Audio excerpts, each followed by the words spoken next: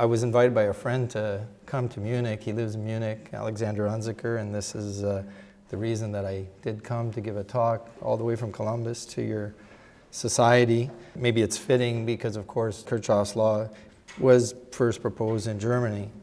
We'll just talk about just three of the fathers of thermal emission.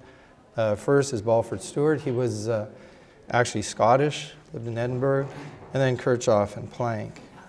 1 year before Kirchhoff formulated his law, as most of you must know here in this room, the Law of Equivalence was proposed by Stewart, and he said that the absorption of a plate equals its radiation, and that for every description of heat. And he also said the same thing about a particle. But in addition to the Law of Equivalence, he had something that kind of approached Kirchhoff's law.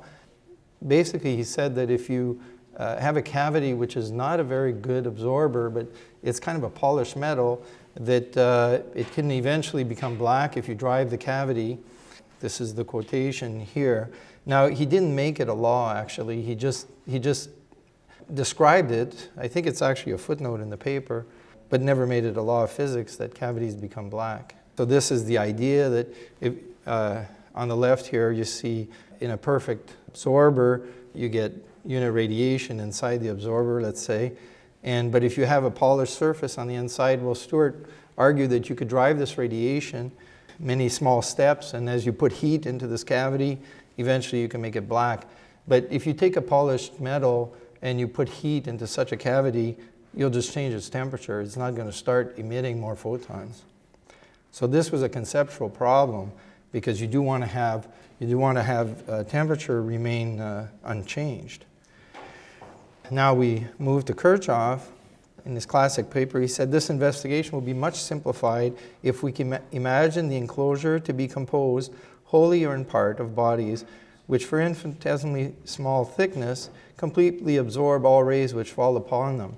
So it's interesting that in Kirchhoff, for Kirchhoff, you'll see that absorption is the central thing, and of course this is true in blackbody radiation. It's absorption that gives us, the ability to absorb is what gives us the emission. And you'll see that when Planck treated this in his proof, he used materials that were non-absorbing. And this is one of the problems with Planck's proof of Kirchhoff's law. So this is just the statement of his law, which all of us know, as we learn in modern physics, that if you have a space that's surrounded by perfectly opaque walls, and you're in thermal equilibrium with those walls, that Kirchhoff said that the radiation inside such a space must always be black or normal. He, in his paper, formulated his law this way, that the emissive power of the cavity divided by its absorptive power will be equal to some function. Immediately, as soon as he writes this, he sets the absorptive power to 1. So he converts the absorptive power to absorptivity. Of course, then we get the term E, which is brought to us by Max Planck. There's been various presentations of Kirchhoff's law over the years. In Kirchhoff's second paper, it's E over A equals little e. And Planck actually, in his paper, it's somewhat confusing. He used the emission coefficient, and he used the absorption coefficient. But for the emission coefficient, he's really talking about emissive power, so it makes it a little bit strange. And then the modern notation is on the right. So the thing about Kirchhoff's paper is, of course, this is something that we hold as a law in physics today. But he derived this law from, it was a theoretical paper. There's no experimental proof in Kirchhoff's law that what he's saying is true. He just said all cavities must be black, and then he provides in 2 subsequent years, shortly after one another, 2 proofs, but there is no experimental proof of this law. Interestingly, in Max Planck's book, he has a very unusual approach to it because he mostly uses perfect reflectors for his cavities. Well, if you have E over A and you make A 0, that's undefined, and Planck realizes that. If you look at the beginning of heat radiation in his book, The Theory of Heat Radiation, he realizes that 0 over 0 is undefined, and so he has a problem there. So in order to prevent that, he always places in his book, and this is throughout his text, a small particle of carbon inside his cavities to make sure that they are indeed black. And he calls these particles a catalyst. And I've disputed that. They're not catalysts. They're perfect absorbers. So when you put a perfect absorber inside a cavity, it's the same as if you've lined the entire cavity with a perfect absorber, because it is perfect. So, but this is what he said. He said, it is therefore possible to change a perfectly arbitrary radiation which exists at the start in the evacuated cavity, which is perfectly reflecting, with perfectly reflecting walls under consideration, into black radiation by the introduction of a minute particle of carbon. And I read the theory of heat radiation many, many times, and as I've gotten older, I've gotten more appreciation for it. But I finally decided, I was so fed up with this carbon particle, I decided to just write a paper on Max Planck and the carbon particle and how often it comes up in his book. And it's a major problem for him. He desperately needs it, and if Kirchhoff was right, of course he wouldn't. And if you look at the experimental world, there's classic papers by DeVos where DeVos wrote these papers on evaluating the quality of a blackbody.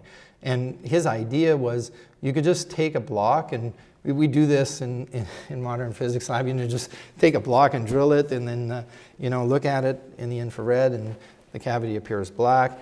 But of course, if you do this, and you'll see later in the talk, if you do this with a low emissivity cavity, you're going to have problems. So what DeVos said is that by changing the dimension of the cavities, we can make them appear more black. But that's actually a violation of what Kirchhoff wanted. His dimension only had to do with eliminating the possibility of diffraction. He didn't say that now we're going to make, let's say, a cavity infinitely large so that the radiation can get lost within it.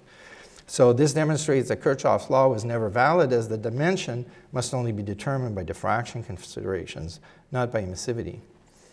And I had a discussion with a fellow of the Royal Society of Engineering, and he wrote that the reason that we do not, he wrote to me in an email, the reason that we do not make cavities from low emissivity materials is that they would be too large. And that, of course, is telling you that there's a fundamental problem here. It has nothing to do with the size of the cavity, okay?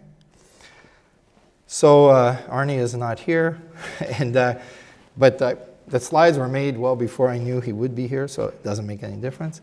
But he did write a beautiful paper, which I've cited multiple times, on the proofs of Kirchhoff's radiation law before and after Planck.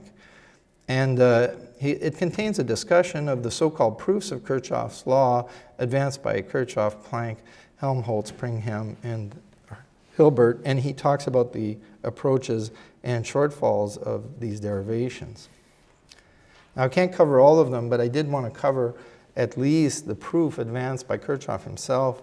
And this was the first one, which was advanced actually at a meeting in Berlin in 1859.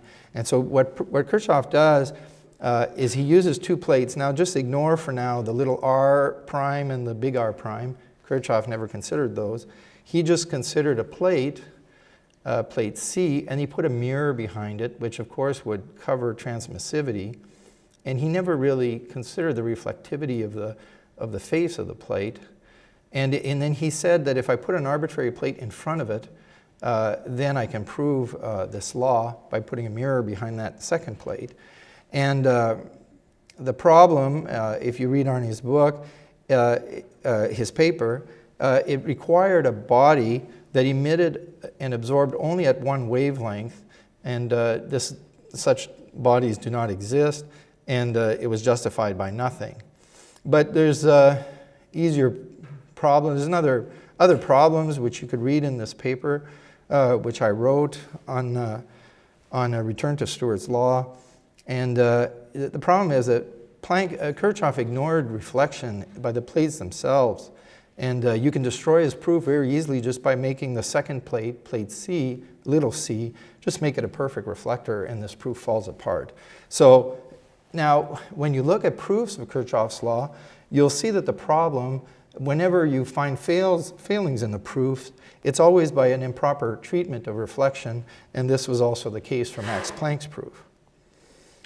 Now, Kirchhoff obviously knew, he must have realized that I don't like this proof at all. So just a few months later, he actually comes up with a second proof. And this proof required, and this is just one of the diagrams that you can find in this paper, it required bodies, this is from Arnie's paper again, it required bodies showing colors of thin plates without emitting or absorbing any radiation itself, which was a hypothèse gratuite. And, but there's another problem again in reflection. So Kirchhoff says I can make the walls of this from any material, and he used an object which was arbitrary in it. You could start with a blackbody and then an object that's perfectly emitting, and then put just an arbitrary object. But you can make the exterior walls here anything you want, and if I make them perfectly reflecting, the radiation within that will not be black. And especially if I make the object also perfectly reflecting, it has no means of emitting a photon. So the cavity would contain nothing, and if I change the step, which Kirchhoff does, is he changes the object at opening 3, and if I change that object and make it perfectly absorbing, then the cavity falls out of thermal equilibrium, and the proof is shot. So thermal equilibrium is destroyed when the walls are perfectly reflecting and the object at 3 is at first perfectly reflecting, then perfectly absorbing. So just to have you think about Kirchhoff's law a little bit, I just want to review. My granddaughter had just been born. I was driving to Chicago and I was thinking so much about Kirchhoff's law, and I was going to the hospital. It was a snowstorm, and I came up with this little idea in my head of we're going to build 2 boxes, and we're going to put on the outside box, we're going to make a perfect absorber, and on the inside box, we're going to put him as a perfect reflector. And we're going to just soak these 2 boxes, we're going to place them in a helium bath, and we'll open the wall. So the outside box will be sealed, and in the inside box, we'll just pretend that the wall can be open. So now we're going to be at 4 Kelvin, and so the entire content of the big box will be 4 Kelvin radiation. And then what I do is I just close the inside box, I just close that wall, and then I just get rid of the helium. And the little box in the inside is just in thermal contact. It's sitting on the floor of the big box. So what happens is that the big box, I get rid of the helium and everything moves up to room temperature. But what is the radiation inside the little box? Well, the radiation is, of course, still going to be 4 Kelvin radiation. But the box will be at 300 Kelvin because the energy entered the walls of the box. So we're still in thermal equilibrium. And when you read Kirchhoff's paper, you'll see that what he required was temperature equilibrium, and this experiment meets it. So it clearly shows that the little box cannot contain black radiation. Now, for those who are familiar with this topic, this is one that is often advanced, that if you have 2 cavities, and this is a second law argument, people try to say, well, if you have a perfectly black cavity on the left and then an empty cavity on the right, and you put them together, if the cavity on the right is really empty, then you'll get photons that will move from cavity 1 to cavity 2, and they can do work, and that's a second law violation because they're supposed to be at the same temperature. And the problem with this analysis is that you ignore that simultaneously in thermal equilibrium, it's net heat transfer that matters. So you can transfer a photon, but at the same time, I can use conduction to bring heat back on the other side, and so there's no work done. So this is not a proof of Kirchhoff's law. So thermal equilibrium requires that there is no net transfer of heat, not simply that there is no net conduction. And so heat transfer by radiative processes can be balanced by conduction. And otherwise, if you don't agree with this, you end up violating the first law of thermodynamics. Because the cavity 2, what defines its temperature is the energy contained in its walls. And so the problem with Planck's analysis is that So if you look at blackbody radiation, they take all the energy of the system is put in the radiation field. And obviously in real objects, the energy of the object is not all in its radiation field. We have conduction bands, and some of the energy is contained within those. So when you actually put these two cavities together, what you end up with is gray radiation, obviously. How did I ever get into this mess? And well, I got into it because I'm an MRI person, and a long time ago I built this cavity, and it was sealed. I sealed it, and if you connect it to a scanner, of course I can pulse into this cavity. And what do I want when I do MRI? And this gives you an idea of why it's so important that we correct Kirchhoff's law. Of course, we have tons of MRI scanners in the world, and we do care about them. And they demand that the cavity be resonant. It's not black. And of course, our lasers are the same way. We demand that they are resonant. So Kirchhoff could have never known this in 1859, that a sealed cavity, which is perfectly reflecting, will not be black, and thank God it's not. So when you pulse into this cavity, it was an amazing thing. You know, for AT, if the cavity is open, it takes about 100 watts of power to nutate the spins here, which is a big ball of mineral oil placed inside. But when you seal this cavity, it took less than a watt, I think. It was just unbelievably fun. So it tells you something about perfect reflectors and sealed cavities. So here's the other thing. If Kirchhoff was right, of course, laboratory blackbodies are always made from good absorbers of radiation, right? They're never made from poor emitters. And graphite and soot continue to play an important role in their construction. So if you look at some NIST papers, you'll see that they are still building the walls of many of these cavities from graphite. And this is a central thing. When we learn about blackbody radiation in modern physics, I don't know if they still teach modern physics. I'm so old now, I'm assuming that it hasn't been changed to another course. I'm talking to all these young faces in here. But we never talk about work.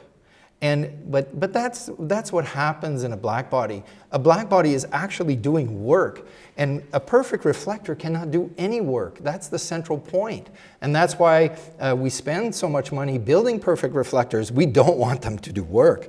So if you take a real blackbody, its interior will be lined with highly absorbing materials, and you can read these reviews, and this lecture will go up online soon for you, so you don't have to take notes if you don't want to. So here's a little simple experiment to show us what we're dealing with, and also what Kirchhoff encountered, because you know, you have to give him that he was in 1860, so he didn't have an understanding that we'd have perfect reflectors or very nearly perfect reflectors. And so here's an example. What I did was I just took a little block of graphite, and I followed DeVos's procedure and just drilled some holes in this. They might have been an inch or so deep. And there were different materials: steel, brass, copper, and aluminum, and then graphite. And lo and behold, if you look at them at room temperature, wow, Kirchhoff is obviously right, because they're all filled with the same radiation, and that's what we teach our students. And of course, we do these experiments, and wow, it works. So, but unfortunately, that's not the whole story. So what we'll do now is we'll actually do a little experiment, and I can do this experiment very quickly if I wanted to, and so we can maintain thermal equilibrium, but we'll just bring a disturbance of heat near this system. And so what happens is that the three cavities, you have three cavities there at the bottom left, that all immediately get filled with radiation from the rod, which is at much higher temperature than the block. But you'll see a little speck there by the hole on the graphite block, and that hole is doing work, right? It maintains the appearance it had without the rod there. So any incident radiation that comes in from that rod is instantly converted to the radiation which corresponds to the wall temperature of the graphite block. And the same is true with the steel, which is just underneath the rod. So graphite converts incoming radiation immediately to radiation corresponding to the nature of its walls. When challenged, the holes which are constructed from nearly perfect reflectors are unable to convert the incident radiation to the radiation which would have corresponded to the temperature of their walls. It's not a thermal equilibrium question, as their temperature remains essentially unaffected by the rod. It's a question of ability to do work. And here's another example. If you take a bunch of these little blocks, and so the bottom ones, these are to different depths, shallower on the right side, and as you move across, so the bottom row is, let's say, copper, then we have the graphite block, then we have, I think, aluminum, and then brass. And the holes on the right are just the tip of the drill bit. And then as you go towards the left, you get deeper and deeper. And what do you see? In the graphite, you immediately see the temperature of the block. Even in the hole on the right is white. But you'll see that in the others, you're only manifesting what is the temperature of the block. So the graphite is manifesting the temperature of the block, which has now been raised by the heat plate. But the other ones are only manifesting what's the temperature of the room. And that's because it's the room that's filling them with radiation. They're unable to make their own radiation. But as I go deeper to deeper holes, then you get more of the radiation from the plate that is entering those holes and can make them appear to be white. And you'll also see that there's crescents on the second row there, where you have a mixture of room temperature and what is coming from the heat plate. So note that the three holes on the right are not filled with radiation at the correct temperature. They remain affected by radiation in the room. There is a clear presence of crescents in some of the cavities. Only graphite was able to do the work. Perfectly reflecting cavities display incident radiation. And now we'll just go quickly through Planck's proof of Kirchhoff's law, which is faulty. And this is important to physics. And why do we care? And the reason we care is that Planck's equation is the only equation in physics that has never been linked to the physical world. He gives us an expression for the distribution of photons, but he doesn't tell us what is the transition species. Like for instance, if you think of a Lyman line, what is the setting? And for Lyman, it's the hydrogen atom. The transition species is the electron, and we have energy transition between energy levels. But for Planck, we don't have that. And that's because Planck said, Kirchhoff said this was independent of the nature of the walls, which is clearly false. So I wrote this paper. This is a complete analysis of what Planck's treatment of Kirchhoff's law is and the errors that it contains. So in the first edition of the theory of heat radiation, this is what Planck writes. He deviated frequently from the customary methods and treatments wherever the matter presented itself or consideration of the forms of presentation seemed to call for, especially when he derived Kirchhoff's law. And in deriving Kirchhoff's law, Planck considers that the radiation which he believed existed in an object, in reality, heat transfer within objects takes place using conduction. Phonons and conduction bands exist, or in a liquid or a gas, you'll have convection. This observation is sufficient to discount Planck's proof. However, for the sake of revisiting this time period and in order to expose that Kirchhoff's law has no theoretical foundation, we will assume that, as Planck does, that objects can radiate internally. So he begins by looking at the specific intensity of radiation at a frequency v, polarized in an arbitrary plane, k of v in the first instance and k prime of v in the second substance. And the problem is, of course, heat radiation is never polarized. But he uses polarized radiation for his proof. And he writes, and he even recognized this himself, he writes, for a plane wave, even though it could be periodical, with the wave lying within the optical or thermal region, can never be interpreted as heat radiation. So he knew that polarized light is never heat radiation, but he depends on it for his proof. And then he moves on, and this is the real injury here. In order to make his proof, he decides not to treat blackbodies as Kirchhoff did, as able to absorb over an infinitely thin region, but rather he now He first says that he's not going to assume that it can absorb in an infinitely thin region, and he moves well beyond that. He actually now, he doesn't want any absorption at all, and he now redefines a blackbody as a rough surface having the property of completely transmitting the incident radiation, and is now describing it as black. So this, I hate to say it, it's unfortunate, but this is complete nonsense, because a blackbody can never be looked at as perfectly as transmitting the radiation and not absorbing it. And then he writes, strictly speaking, the surface of a body never emits rays, but rather allows part of the rays coming into the interior to pass through. This is key to his proof. He doesn't want absorption at the surface. The other part is reflected inward, and according as a function transmitted is larger or smaller, the surface seems to emit more or less intense radiation. So he's now moving for his proof to transmission. And of course, the proper expression, if you have an inbound ray, Planck will use two media in order to do this. And he puts them adjacent to one another, and he looks at an element at the bounding surface. And he writes that radiation can be completely treated by considering only reflectivity and transmissivity. He doesn't consider the absorption of that element, and that's a flaw. So you can look at this on the left. You have the incident radiation, the specific intensity, K sub V, and Planck looks at it as hitting a little element that's at the boundary. Part of it is reflected, and part of it is transmitted through. And he does this with K sub V prime coming from the other medium, and then he writes a balance for these two.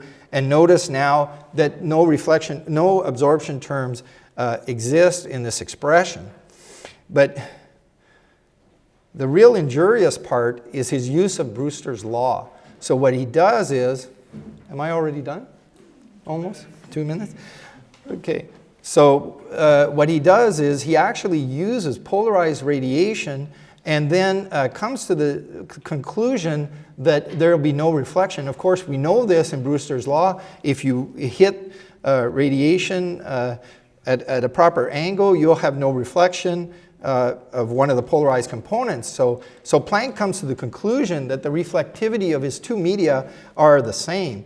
And of course, these reflectivities, rho and rho prime, are the reflectivities of two different materials. And we know that they're never the same. But Planck actually makes them equal, because by using Brewster's law, he's able to set them both to 0.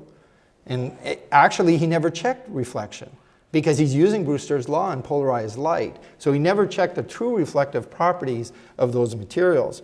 And if you want to destroy Planck's proof, once again, all you have to do is make medium 2 a perfect reflector, and the proof falls apart.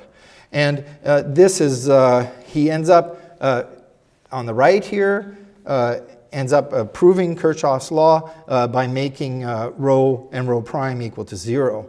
But actually, this is the proper expression from which he would have never arrived at Kirchhoff's law. So in conclusion, a valid proof of Kirchhoff's law does not exist, whether it's theoretical or experimental.